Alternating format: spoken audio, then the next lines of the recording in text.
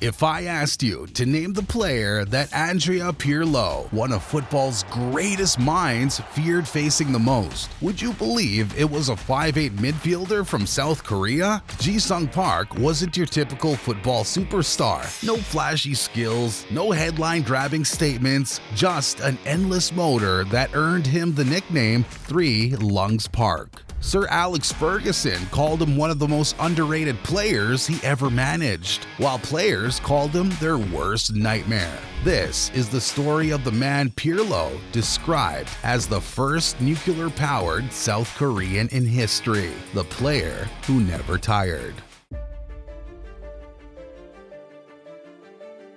But Park's journey to the top was anything but straightforward. At 18, when most future stars were already turning heads, Park faced rejection from every single club in South Korea. Despite leading his high school team to success after success, professional teams saw him as nothing more than a joke. Too small, they said. Too weak for the professional game. Yada yada. Most would have given up.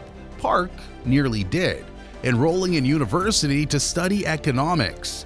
We were this close to knowing him as Ji-sung Park, the accountant. But Park and his father had other plans. Plans that sounded more like a fantasy movie than reality.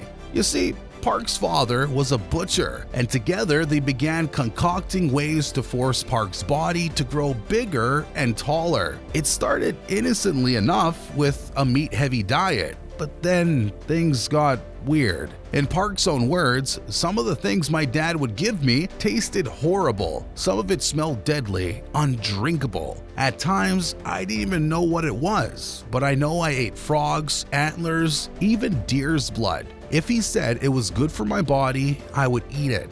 Sometimes I'd throw up, but I kept eating. My desire to play football was bigger than my distaste for the food." Believe it or not, Park claims he grew an extra 7 centimeters during this period. But even with his new height, he was still without a team. Still just a university student with a dream and, a stomach full of questionable supplements. Then came the moment that changed everything. In a twist of fate that seems almost too perfect, the South Korean Olympic team needed some practice before the upcoming games. They arranged a friendly match against, you guessed it, Park's university team. What happened next was like something out of a sports movie. The national team coach couldn't take his eyes off this relentless bundle of energy buzzing across the pitch. Park didn't just impress. He dominated. So much so that the coach did something unprecedented. He called Park up for the Olympic team. But it didn't stop there. After the Olympics, despite Korea's elimination, the coach called him up for the actual national team. Park was representing his country before he even had a professional contract. This caught the attention of Japanese club Kyoto Sanga, making Park one of the first Koreans to play in Japan. But the real game changer was yet to come.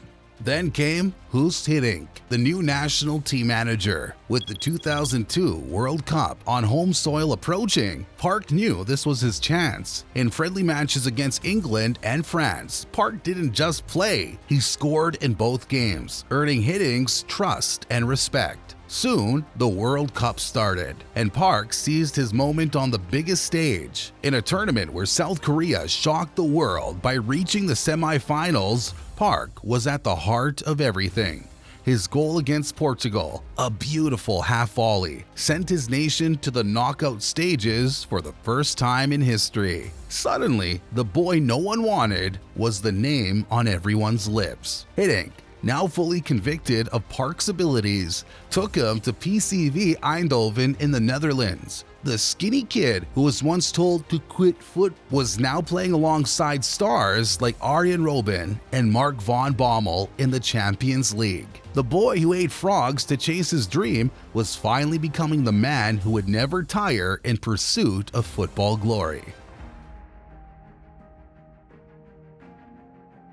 Sir Alex Ferguson had seen enough. After watching Park's tireless performance for PCV, he made the call that would define Park's career. The fee was a mere 7 million euros, one of football's greatest bargains. At first, pundits dismissed it as a marketing ploy to sell shirts in Asia, but his teammates, they knew better. Paul Scholes put it best. Park was the toughest player I ever faced. Just unbelievable. I would dread training. He'd come to me, stare at me in the face, and say, "You won't even get a shot off today."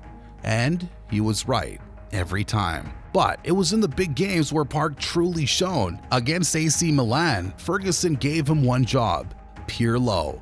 That's all, Pirlo. The result? The Italian maestro, who averaged 110 passes per game, managed just 21, most of them backwards. As Rio Ferdinand would later joke, I'm sure Pirlo expected to wake up the next day and see Park in his bed beside him. In a team of superstars like Rooney and Ronaldo, Park was the silent engine, creating space, making runs, doing the unglamorous work that made United's beautiful football possible. Despite his seemingly endless energy, Park's body eventually betrayed him. 3 serious knee injuries took their toll, and by 33, the player who never tired was forced to listen to his body's plea for rest. His final seasons saw him captain QPR, but the magic wasn't the same.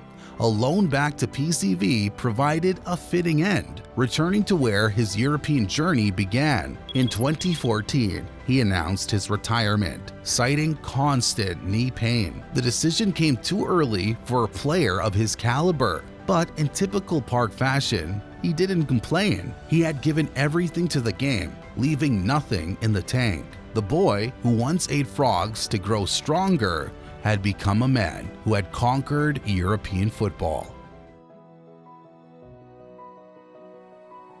Park's legacy extends far beyond his 19 trophies. As the first Asian player to win the Champions League, he shattered stereotypes and opened doors for others to follow. He proved that technical skill and physical prowess weren't the only paths to football greatness. Sometimes, heart, intelligence, and sheer determination could take you just as far. His style wasn't flashy, but it was effective. In a sport increasingly obsessed with individual brilliance, Park showed us that the greatest glory often comes from serving the team.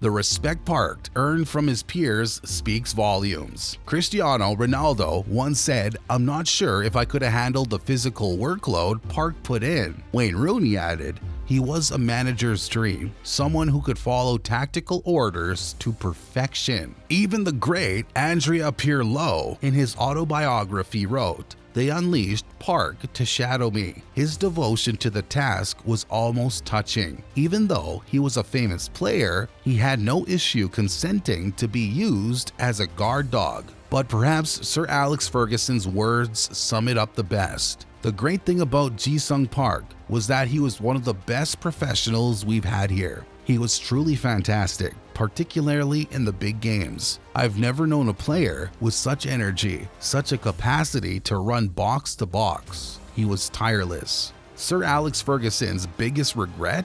Leaving Park out of the 2008 Champions League final squad. If I had played Park against Messi in 2011, I think we would have beaten Barcelona.